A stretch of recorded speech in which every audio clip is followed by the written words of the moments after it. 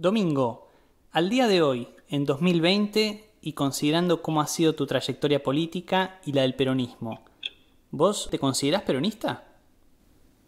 No, yo nunca fui peronista.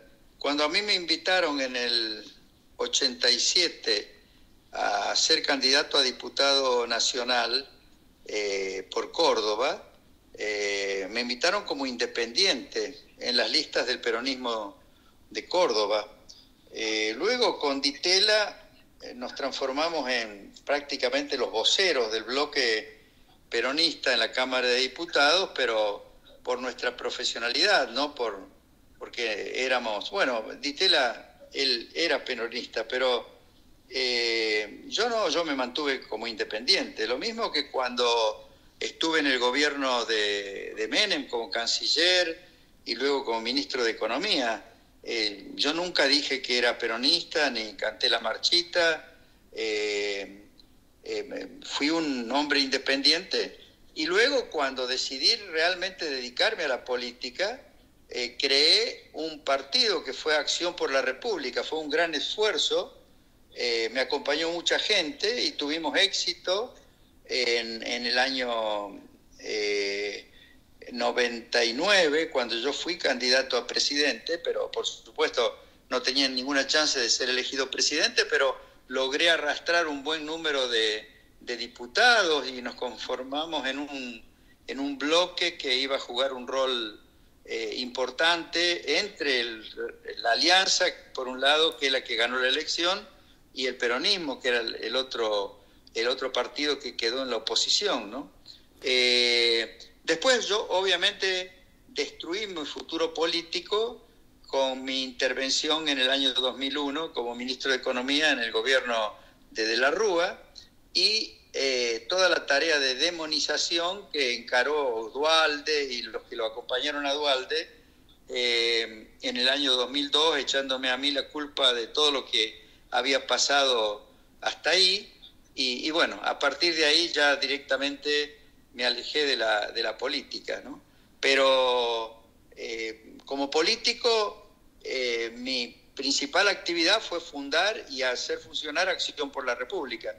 Después, cuando Ricardo López Murphy fue candidato en el 2003 a presidente, él creó su propio partido, Recrear, pero prácticamente la gente que lo apoyó era la misma que me había apoyado a mí en Acción por la República.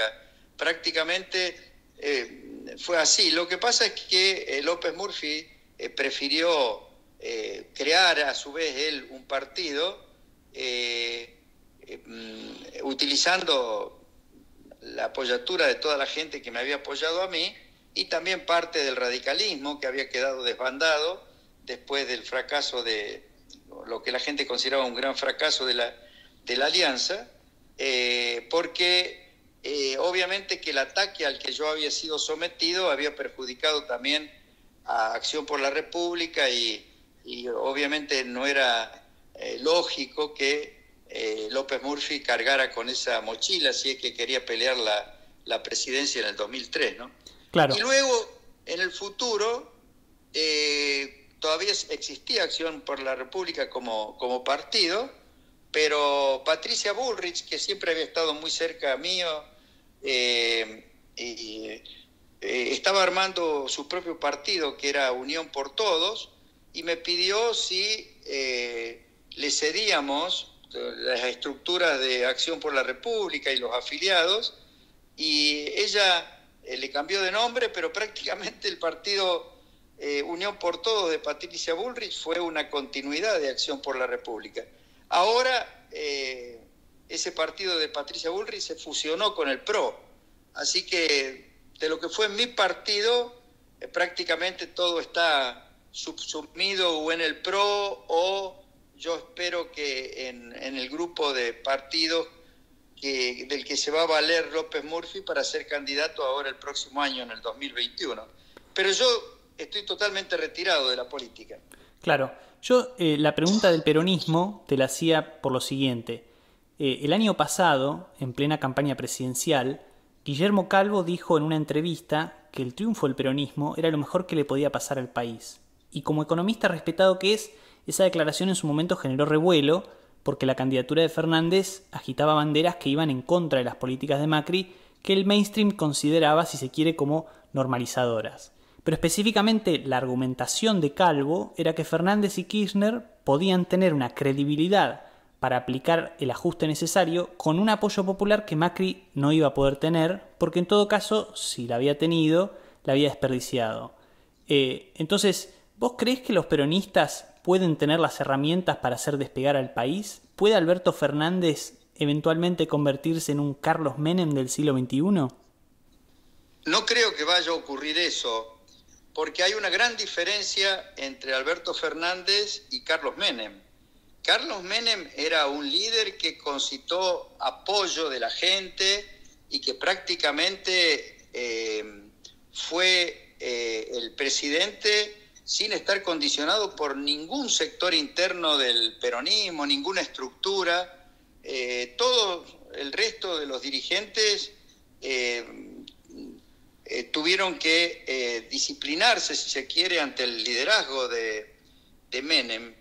Y lo que dice Guillermo Calvo, más que tener que ver con el peronismo, tiene que ver con la personalidad de quien llega al poder y cómo llega al poder, ¿no?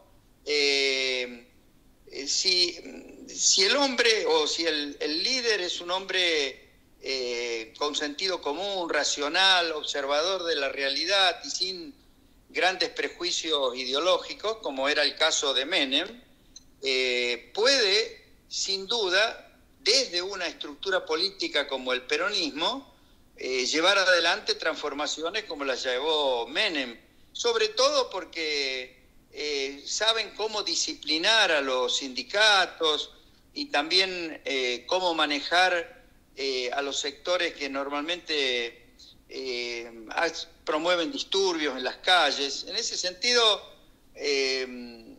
algo de razón puede tener Alberto Fernández, pero de la forma como llegó, perdón, que puede tener Guillermo Calvo, me refiero, ¿no? Sí. De la forma como llegó Alberto Fernández, para mí es imposible que eso ocurra, porque en realidad Alberto Fernández no tiene el poder lo tiene Cristina, y el estilo de Cristina es absolutamente opuesto al estilo de Menem. Además, a diferencia de Menem, y también a diferencia de Kirchner, de Néstor Kirchner, Cristina está llena de prejuicios ideológicos.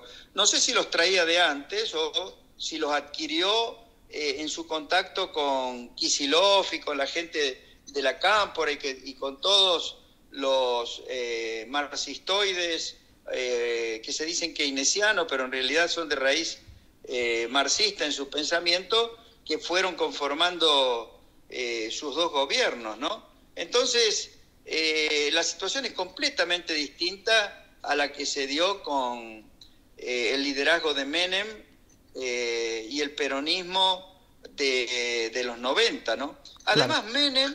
Menem armó su gobierno con el peronismo y con el liberalismo. Por eso me incorporó a mí y lo que era la UCD y los partidos liberales, conservadores, todos lo apoyaron a Menem. Y el peronismo empezó a perder las elecciones cuando yo salí del gobierno y formé mi propio partido. Por ejemplo, ya en el 97, el peronismo perdió en la provincia de Buenos Aires frente al FREPASO en ese momento, y también aquí en la capital federal. Y bueno, ahí empezamos a conseguir votos, tanto en la provincia de Buenos Aires como en la capital federal, Acción por la República. Todos esos votos que recibimos como Acción por la República, ahí yo volví a ser diputado por la capital, por Acción por la República, fueron votos que perdió el peronismo de Menem, digamos así, ¿no? Claro. Y los perdió porque ya en esa época la forma de actuar de Menem y sobre todo también la prédica de Duhalde, que aparecía como el posible candidato para el 99, empezó a confundir mucho a la gente, ¿no? Después, en el 99, Duhalde Ortega, la fórmula peronista, sacó solo el 40% de los votos, contra 50% que había sacado Menem. ¿Quién sacó el otro 10%? Vos. Que perdió el peronismo? Lo saqué yo como candidato a presidente. Y de la Rúa sacó 50%, pero de la Rúa se presentó como el continuador de las reformas económicas de los 90, cosa que no decía o no pregonaba a Duhalde, ¿no? Claro. Y para traer un poco al pasado con el presente, digo, los 2 primeros años de Menem no suelen ser muy recordados por el público, que generalmente asocia a la década del 90 con la ley de convertibilidad de 1991. Pero lo cierto es que los 2 primeros años existieron. Los ahorristas sufrieron el canje compulsivo de sus depósitos con el plan Bonex en 1989 y toda la población sufrió por segunda vez en 2 años una hiperinflación en 1990.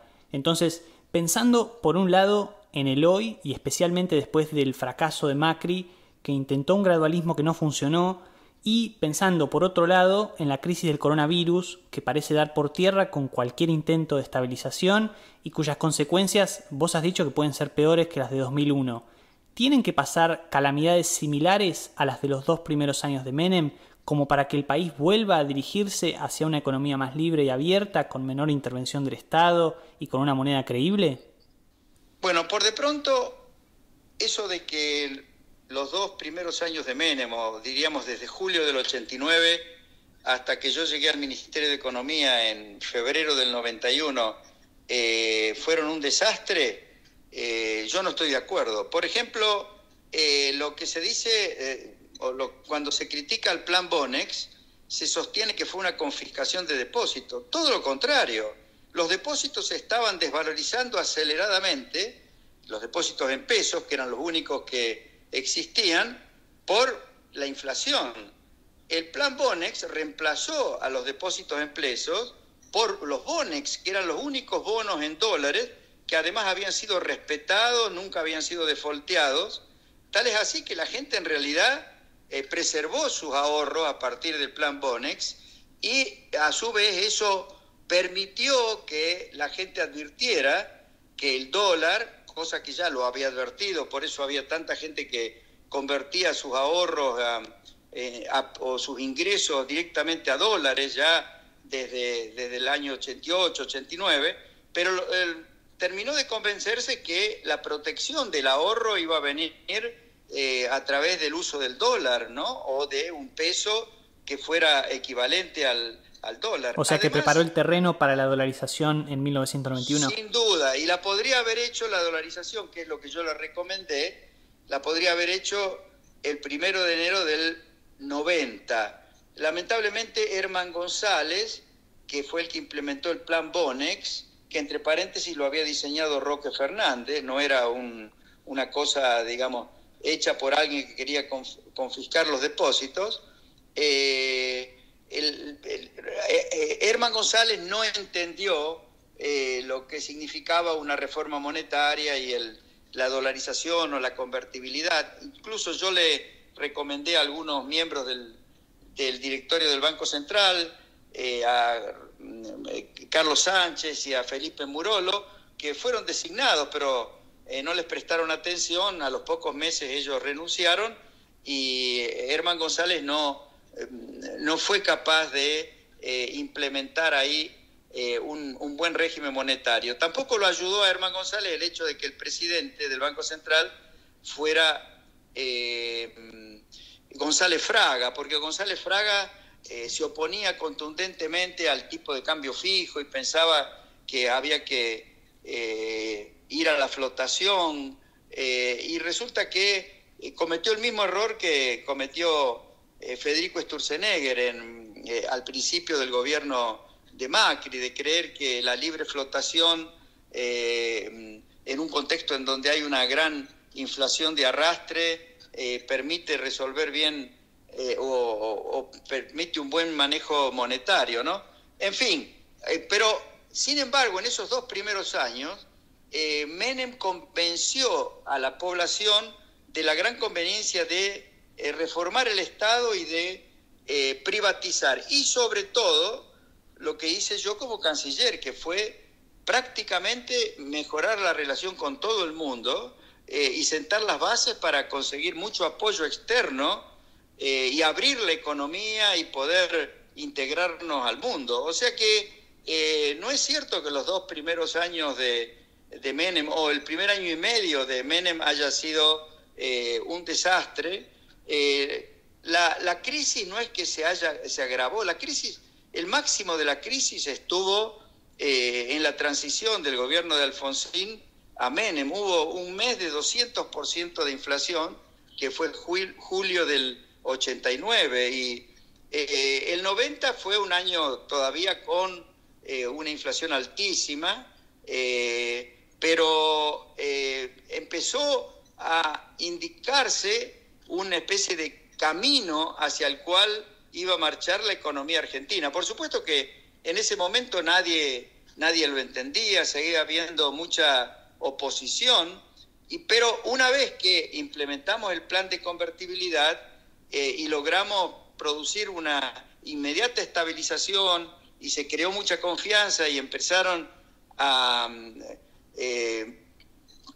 invertirse los capitales que los propios argentinos tenían en la caja de seguridad o en los colchones o afuera, pero lo trajeron a Argentina, ahí empezó a rendir sus frutos varias de las tareas que se habían hecho en los 2 años, o en el año y medio anterior, y por supuesto se creó un clima que permitió perfeccionar mucho el régimen de privatizaciones, porque yo decidí suspender las privatizaciones en el año 91 y retomarlas en el año 92, pero una vez que se hubieran aprobado buenos marcos regulatorios, y bueno, y a partir de ahí se hicieron muy buenas privatizaciones, muy bien planeadas y ejecutadas en el 92, 93, 94, ¿no?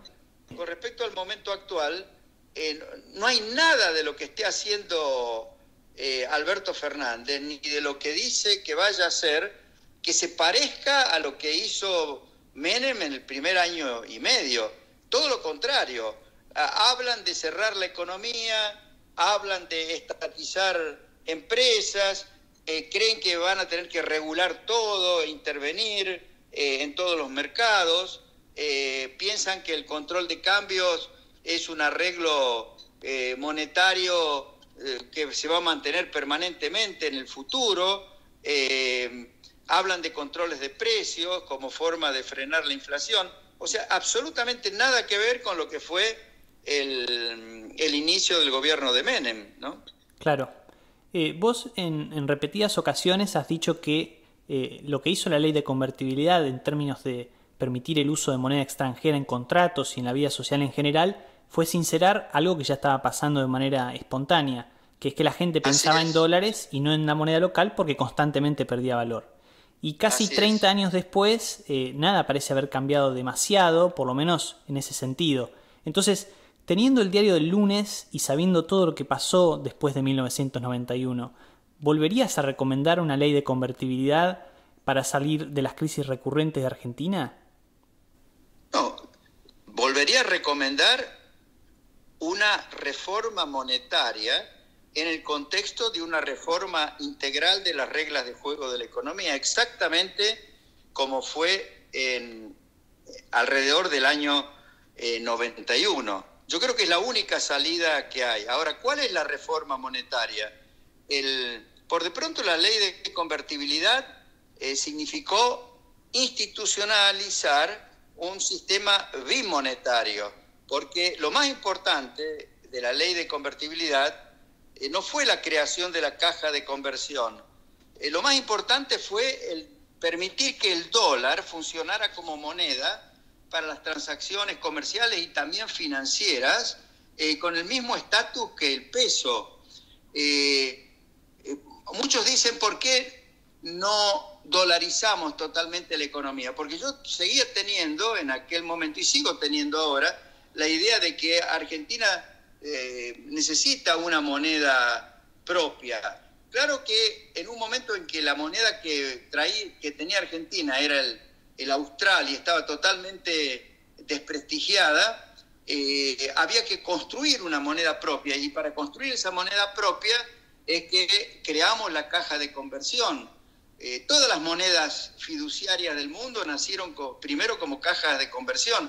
En aquella época era con el oro o la plata, y después se transformaron en monedas fiduciarias. Argentina tendría que haber evolucionado en esa dirección. Mi idea era, en un determinado momento, dejar que el peso flote, y tener lo que yo llamo una convertibilidad flotante, o un régimen como el que actualmente tiene Perú o Uruguay, donde conviven la moneda local y el dólar, y la economía funciona, digamos, de manera asegurando estabilidad, sin necesidad de que haya un tipo de cambio fijo muy riguroso, ¿no? Muy fijo, por exagerar un poco la expresión. ¿Y es ese el aspecto crucial que habría que cambiar respecto de 1991 para que no se vuelva a terminar en una crisis como la de 2001-2002? No, es que lo que se lanzó en el 91 apuntaba a un sistema bimonetario con, digamos, flexibilidad cambiaria. Lo que pasa es que Roque Fernández desaprovechó la oportunidad que había para dejar flotar el peso, que fue en el año 97, cuando entraban una cantidad enorme de capitales. Ahí no fue bueno que el Banco Central comprara todos esos dólares que venían del exterior, se iban de Asia por la crisis asiática y venían a la Argentina. Eso creó una liquidez exagerada, los bancos le entraron a prestar a las provincias, y ahí se planteó la génesis de la crisis financiera que vino después.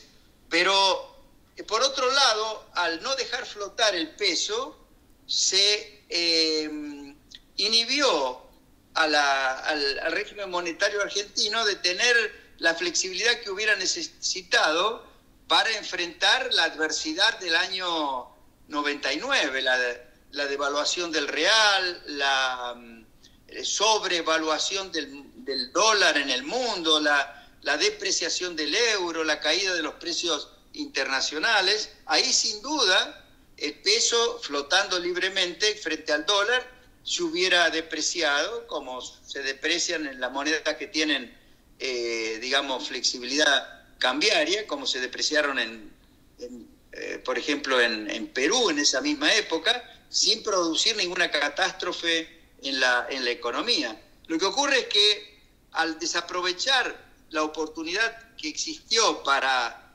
dejar flotar el peso en el año 97, ya después era difícil dejarlo flotar, porque inicialmente la flotación hubiera significado una fuerte devaluación para una economía que tenía endeudamiento a corto plazo en dólares, tanto del sector público como del sector privado, que, digamos, frente a una devaluación iba a agravar la crisis financiera que ya se había desatado en el país. Por eso, la posibilidad de haber dejado flotar recién hubiera existido después de que termináramos la reestructuración de la deuda que habíamos iniciado a fines del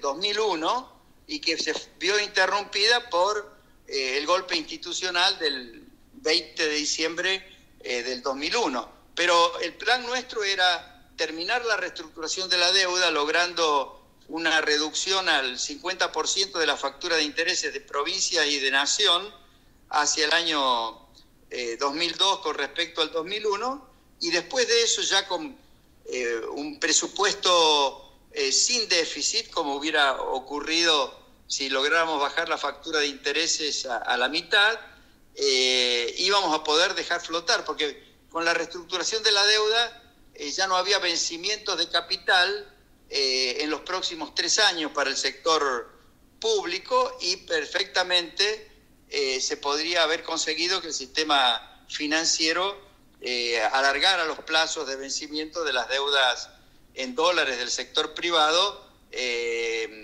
para afrontar los efectos de esa depreciación que se iba a producir. Pero lamentablemente el hecho de que el gobierno que usurpó el poder a partir de diciembre del 2001 y sobre todo desde que Duhalde fue presidente, lo que hizo fue destruir el sistema monetario de la Argentina, destruir toda la base contractual de la economía. Todos los contratos que estaban pactados en dólares fueron transformados en contratos en pesos y eso provocó una tremenda devaluación, una tremenda transferencia de riqueza desde los ahorristas a favor de los que estaban endeudados en dólares, una muy regresiva redistribución del ingreso, desde, digamos, los trabajadores perdieron, los jubilados perdieron en términos reales y se beneficiaron ¿quiénes? Los que tenían precios atados al dólar. En fin, fue una catástrofe. Eso fue la destrucción no solo del orden monetario, sino de todas las reglas de juego de la economía. Y a partir de ahí pasamos a ser de nuevo una economía con alta inflación, como lo seguimos siendo hasta hoy. Por eso lo que yo sostengo es que si Alberto Fernández o quien lo suceda en el gobierno quiere reencauzar a la economía argentina, tiene que hacer algo muy parecido a lo que hicimos en los 90, pero no solo una reforma monetaria como fue la ley de convertibilidad, sino una reforma completa. No tienen que hablar de encerrar la economía y pensar solo en el mercado interno, sino volver a abrir la economía y alentar las exportaciones, eliminar los impuestos a las exportaciones, exactamente como los eliminamos en el año 91. Y tienen que hacer una reforma del sector público, tanto por el lado del gasto como por el lado del sistema impositivo, y tienen que reprivatizar las empresas que han estatizado y alentar la inversión eficiente. En fin, algo muy parecido a lo que hicimos en los 90. Ahora, ¿lo van a poder hacer? Bueno, un presidente peronista con poder y con sentido común e inteligencia lo podría hacer, como fue Menem, pero no creo que Alberto Fernández lo vaya a poder hacer, condicionado como está por algo que no sé si llamarle peronismo, pero el cristinismo y la cámpora y todo eso es prácticamente un movimiento de izquierda, de una izquierda marxistoide, que no se anima a decir que tiene raíces marxistas. Entonces dicen que se inspiran en las ideas o en las verdades peronistas, pero que absolutamente va en contra de lo que nos enseña la historia en Argentina y en el mundo. O sea, vuelven a un sistema o una organización económica totalmente perimida, ¿no? Sí. Hace unas semanas, en relación a esto que estabas diciendo recién, estuvo en este programa Roberto Cortés Conde, y una de las cosas que dijo era que la Argentina se enfrenta a una coalición de intereses que es muy difícil enfrentar porque nuclea sindicatos y empresarios que dependen de la protección, porque si la economía se abriera no serían competitivos, así como también a un sector creciente de la población que vive de planes sociales. Y a eso agrego yo que en los 90, si bien el número de planes sociales era mucho menor, ustedes dentro del Estado tuvieron que lidiar con empresas que tenían muchos más empleados de los que necesitaban y que no proveían buenos servicios, además de ser deficitarias. Roberto era pesimista respecto de cómo hacer para vencer esa coalición de intereses, pero acá estás vos, que en definitiva, al menos por un largo tiempo lo lograste. Entonces, ¿cómo se pueden vencer los intereses particularistas para que se beneficie la sociedad en su conjunto de una economía más libre? Bueno, lo que ocurrió en los 90 es que el líder político, que era Menem, se dio cuenta que no se podía admitir, digamos, o resignar a los petitorios de esa coalición de intereses que, por supuesto, que existían entonces como están existiendo ahora. incluso yo te diría que los sindicatos en aquella época eran más fuertes incluso que lo que son ahora, ¿no? El nuevo actor, y en eso creo que puede tener razón Roberto Cortés Conde, es un nuevo actor que no son los sindicatos y los empresarios mercado internistas o que tratan de valerse de la protección, pero sí son los denominados movimientos sociales que en realidad han sido financiados con los planes sociales y que ahora, para colmo, son abanderados de las ideas que ellos creen que pregona el Papa Francisco, ¿no? Sí. Y entonces, esa es una realidad, yo diría, un poco diferente y que nos puede hacer más pesimistas respecto de la posibilidad de que un liderazgo político inteligente, bien intencionado, que aprenda de nuestra historia, pueda modificar la situación y vencer esas resistencias que existían antes y que obviamente existen ahora, ¿no? Yo creo que yo antes era mucho más optimista en general respecto de la posibilidad de transformar a la Argentina. Cuando yo escribí mi primer libro, Volver a Crecer, si bien reconocía que teníamos grandes problemas y defectos, sin embargo yo era optimista y bueno, y después pude llevar adelante las ideas que yo pregonaba con el liderazgo político de Menem y en las circunstancias que tuvimos a principios de los 90. En este momento, te voy a decir la verdad, yo no soy optimista como era en aquel momento. Creo que lo que dice Duhalde de que Argentina está condenada al éxito es una tontería total. Más bien yo diría que por la historia, a la Argentina de los últimos 70, 80 años parece más bien condenada al fracaso, ¿no? Y creo que hay problemas culturales que tienen mucho que ver también con el tipo de educación, no tanto la educación primaria, sino la educación secundaria y sobre todo la universitaria. ¿Y en qué ámbitos? Entre otros en el ámbito de la economía. Si vos mirás cómo se enseña economía en las universidades públicas de Argentina, salvo algunas pocas buenas universidades como Córdoba, Tucumán o La Plata y Mendoza quizás, es una calamidad. O sea, predominan los profesores que adhieren a esta interpretación histórica kirchnerista y que son marxistoides. Ellos se dicen keynesianos, pero en realidad tienen una formación muy de tipo con origen más bien marxista que otra cosa, ¿no? Y por otro lado, hay muy poco apego entre los que enseñan economía en la Argentina a un examen cuidadoso de los datos de la realidad. Yo no sé cuántos estudiantes han leído los libros de historia económica de Roberto Cortés Conde o de Jerry de la Paulera. Ni siquiera sé si han leído los libros de más fácil lectura de Juan Carlos de Pablo, y por supuesto muy pocos han leído mi último libro, Historia Económica de Argentina, que yo creo que hace un aporte muy importante a entender lo que nos pasó, ¿no? Se enseña un tipo de economía o se pretende enseñar historia de las doctrinas económicas y se pone mucho énfasis en las ideologías más que en la observación y en la interpretación de la realidad, ¿no? Sí. En fin, yo creo que hay muchos condicionamientos.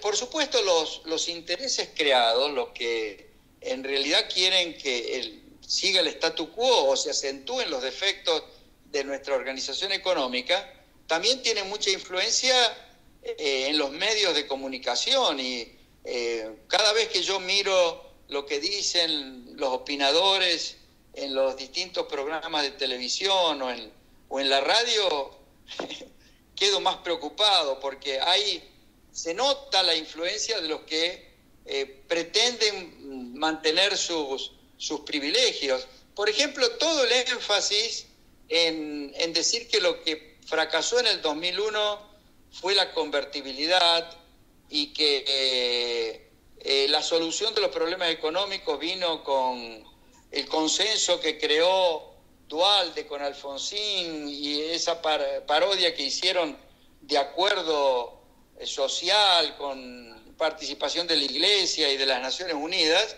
Todo eso es que incluso Duhalde le está ahora recomendando a Alberto Fernández que trate de volver a hacer, es una defraudación a la opinión pública, porque en realidad todo eso se hizo para justificar la tremenda inequidad que se estaba introduciendo en la economía a través de la especificación compulsiva, la redistribución de riqueza y de ingresos y el agravamiento de la recesión y del desempleo que se provocó. Y además, para esconder que se volvió a instalar en la Argentina la inflación.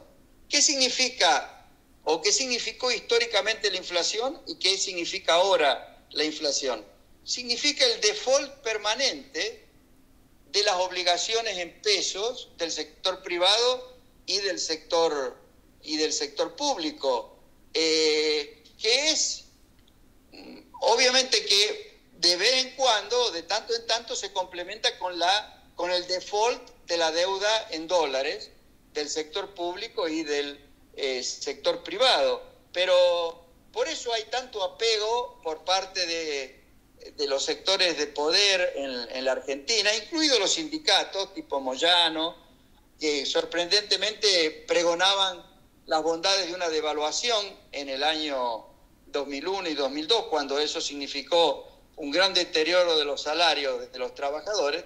Es porque la inflación les da una especie de mecanismo para engañar a la gente, para zafar de las obligaciones que se van adquiriendo y para seguir utilizando su poder de presión sectorial en aras de conseguir cosas que en una economía bien organizada y disciplinada no conseguirían, ¿no?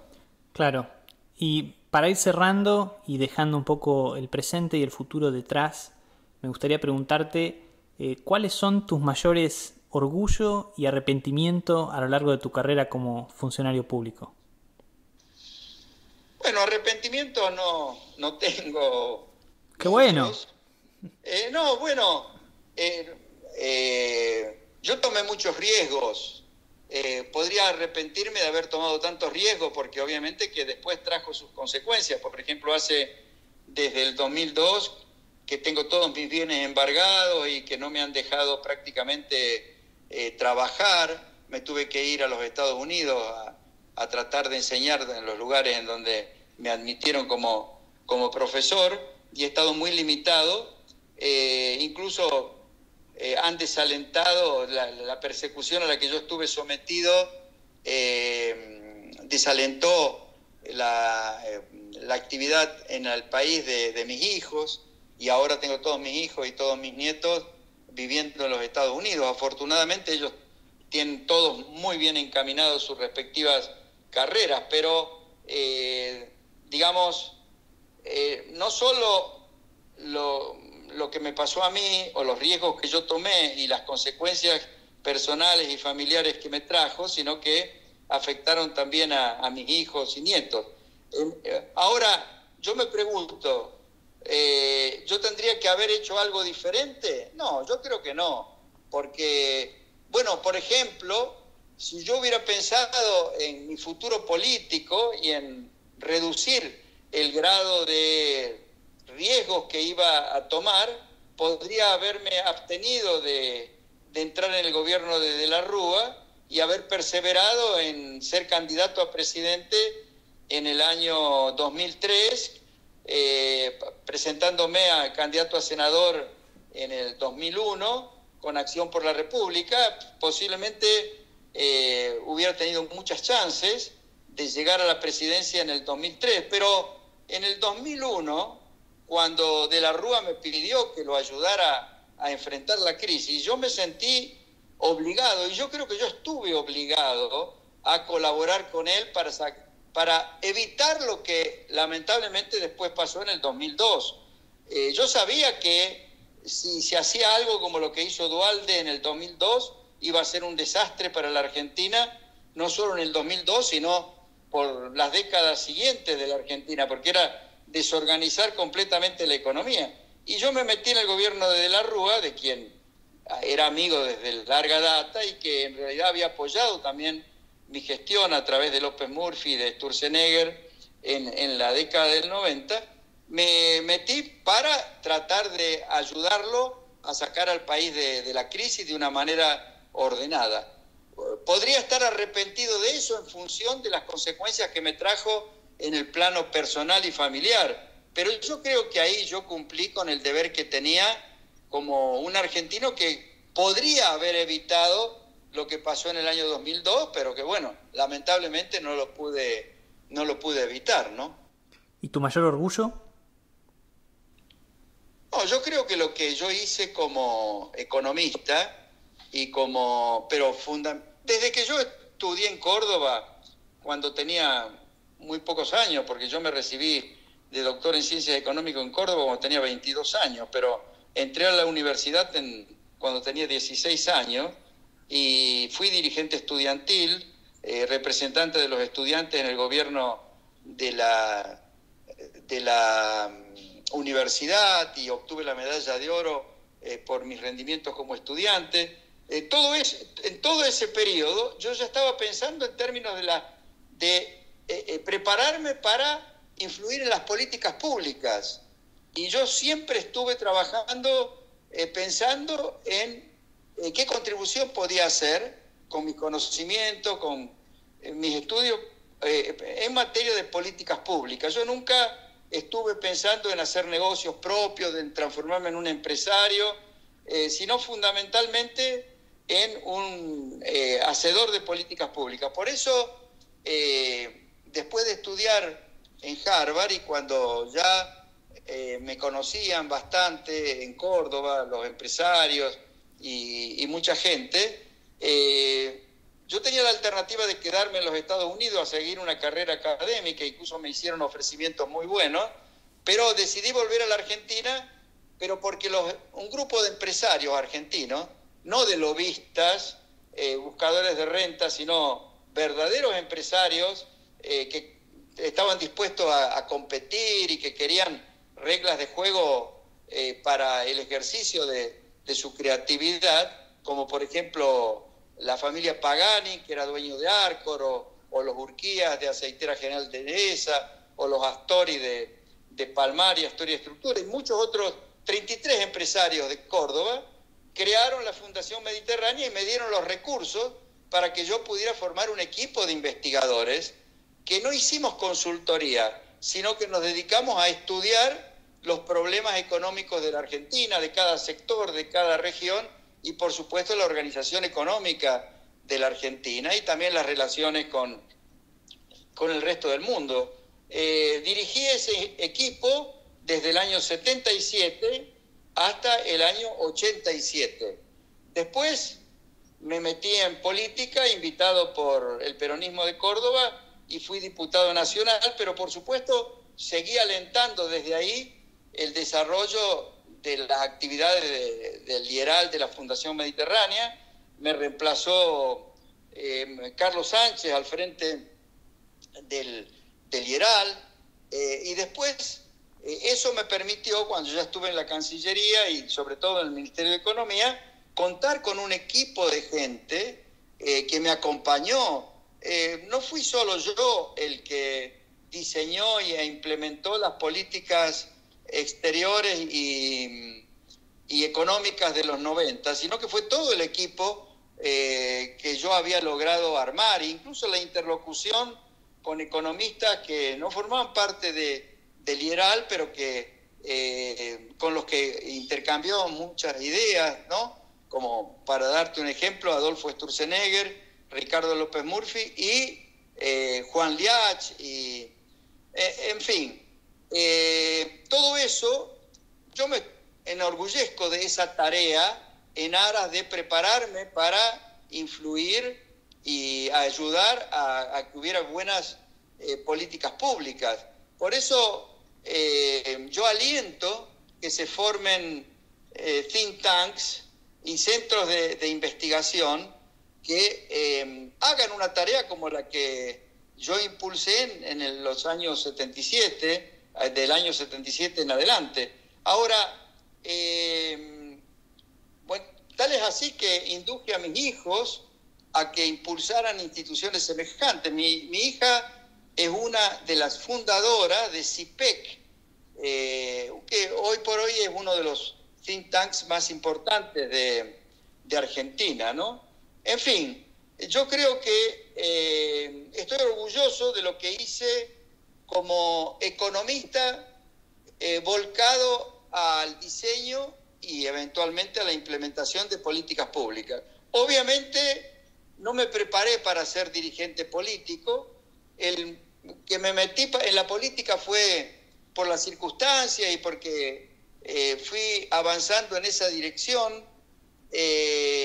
Y obviamente que yo no tenía aptitudes, o quizás aptitudes sí, pero lo que no tenía era la vocación esa de poder personal que tienen los políticos y que anteponen su posicionamiento o sus posibilidades futuras en política a cumplir con lo que sienten que es su responsabilidad en cada momento, ¿no? Por eso no me arrepiento de haber tomado los riesgos que tomé, porque en definitiva creo que fueron por cumplir con lo que era mi responsabilidad y para lo que me había preparado. Lo otro, lo de la política, es más bien algo que está más en el ámbito de la suerte y de las circunstancias que de lo que uno pueda decidir, ¿no? Bueno, Domingo, te agradezco muchísimo por esta entrevista y también por los riesgos que tomaste en su momento. Muy bien, Marcos. Muchas gracias. Un abrazo. Chau, chau. Sería una síntesis en la cual haya liberales que crean en la vida desde la concepción, que haya conservadores que crean que la tradición tiene que estar al servicio del progreso y que haya nacionalistas que no confundan el amor a la patria con el amor al Estado.